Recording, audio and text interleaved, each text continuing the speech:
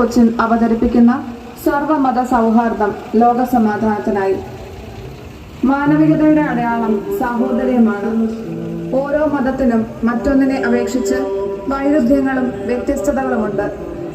എന്നാൽ ജ്ഞാനത്വത്തിൽ ഏകത്വമെന്നും മനുഷ്യന്റെയും അവൻ അധിവസിക്കുന്ന ഭൂമിയുടെയും നന്മയാണ് എല്ലാ മതങ്ങളുടെയും അടിസ്ഥാനമെന്നും നമുക്കറിയാം. നന്മയുള്ള മനസ്സുകൾ ഒന്നുചേരുമ്പോൾ ഭൂമിയാവുന്ന നീലഗ്രഹത്തിന്റെ ചാരുത കാക്കുവാൻ സാധിക്കുമെന്ന് പോപ്പ് ഫ്രാൻസിസ് പറയുന്നത് ഓർക്കാം.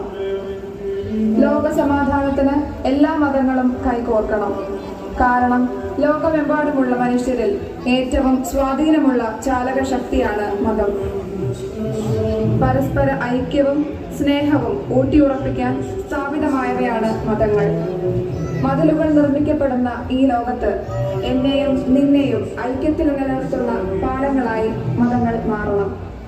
വൈരവും അക്രമവും യുദ്ധവും കൊലപാതകവും സൃഷ്ടിക്കുന്ന ദുഷ്ടശക്തികളാവാതെ കണ്ണിലൊക്കുന്ന കനിവിന്റെ കരങ്ങളാവണം ഓരോ മതവും.